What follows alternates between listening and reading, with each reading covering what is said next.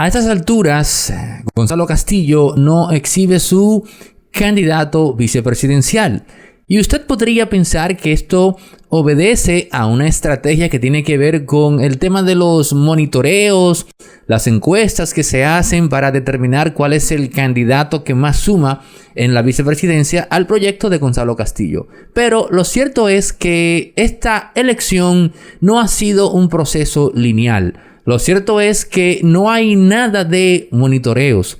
Lo que tenemos a este segundo son una serie de situaciones que han dificultado la elección o tener claro quién va a ser el candidato vicepresidencial de Gonzalo Castillo. Y de esas situaciones es de lo que vamos a hablar a continuación en Impolíticamente Correcto.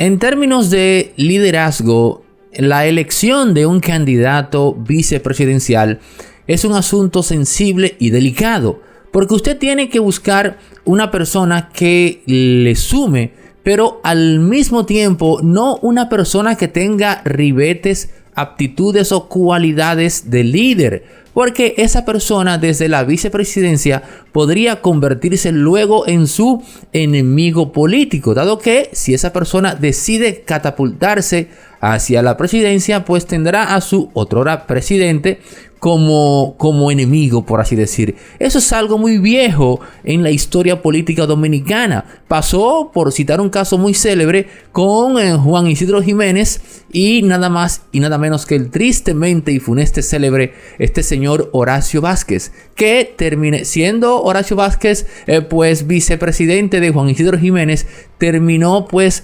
matándose con y eso fue lo que dio el nacimiento a la división de facciones políticas que usted conoce como los bolos y los rabuces, por así decir. Juan Isidro Jiménez pues era, digamos, el líder de los bolos y Horacio Vázquez era el líder de los rabuces. Esto así porque el símbolo de uno era un gallo corto o un gallo sin cola, y el símbolo del otro era básicamente un gallo muy, muy florido a nivel de cola. Entonces no es nada nuevo. Entonces eso es algo que se toma siempre muy en cuenta. Por eso fue que Leonel Fernández eligió, por ejemplo, a Rafael Alburquerque como su candidato a la vicepresidencia, porque era un individuo que no le representaba la más mínima amenaza de cara a su liderazgo desde esa posición. Pero en el caso de Gonzalo Castillo, ese no es el problema. Aquí lo que está pasando es que diversos sectores del PLD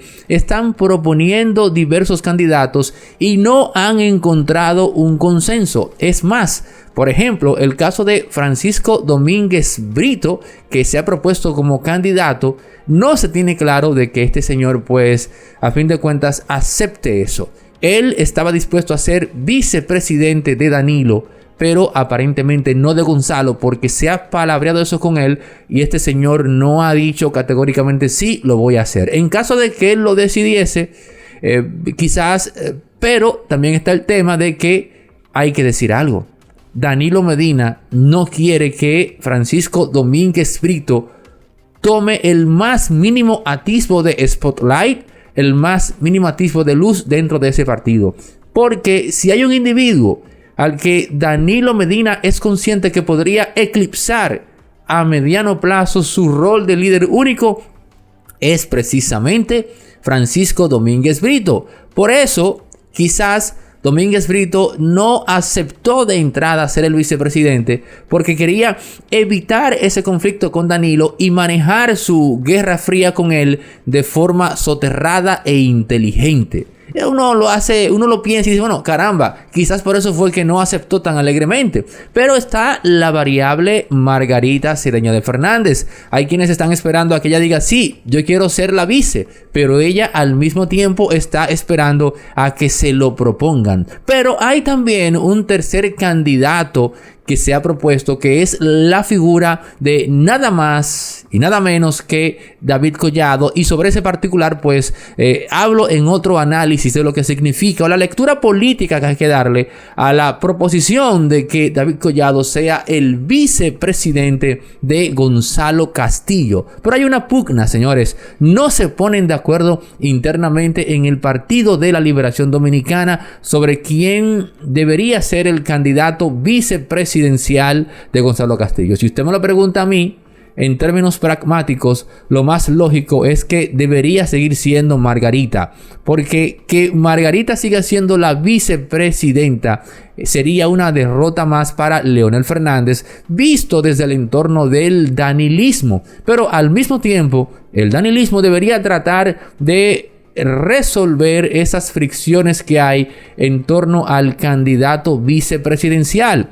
Y no debería dejarse llevar de presiones económicas, porque hay un grupo de empresarios que también está proponiendo a un candidato X. Se ha hablado de este señor del que está en turismo, Javier García, ahí se me escapa su nombre momentáneamente. También se ha balbuceado para que sea vicepresidente. Pero usted también puede opinar y decir qué candidato usted cree que le aporta más a esa candidatura. Este análisis va en un 360 en torno al contexto político de República Dominicana. Ahorita aparecen las personas acusando a uno de bocina. No, señor. Esto es un análisis interno de cada partido. Ya hablaremos del PRM, ya hablaremos de los elementos de oposición. Pero República Dominicana en este momento está en una competencia, en una contienda electoral, y lo que manda es analizar punto por punto cada una de las variables, reconociendo además que para bien o para mal en nuestro país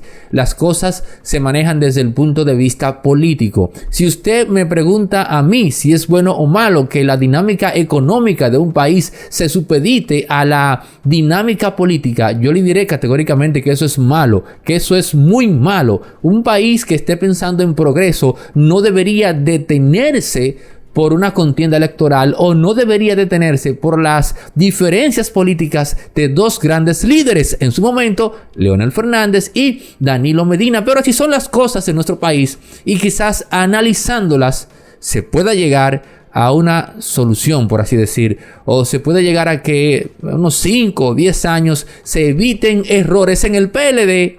Que no le quepa a usted la menor duda, a ese segundo hay fricciones en torno a la elección del candidato vicepresidencial. Olvídense de los monitoreos, olvídense de las encuestas que se están haciendo para determinar el candidato que más le conviene. Mentira. De la misma forma que Danilo determinó que Gonzalo era el candidato por encima de los demás competidores, y armaron esa pantalla de las encuestas. No, que mire que las encuestas aquí, miren esto, que Gonzalo está aquí, 1.5 puntos por encima de Domínguez Brito. Mentira. Danilo eligió a Gonzalo porque sabía que políticamente según Danilo, no le representaba sombra a su rol de líder único. Y esas fricciones hoy día, quien aparentemente las va a resolver es Danilo Medina. A pesar, y oigan esto que voy a revelar, a pesar de que Gonzalo Castillo está tratando él de meter su candidato a través de gente del entorno de él.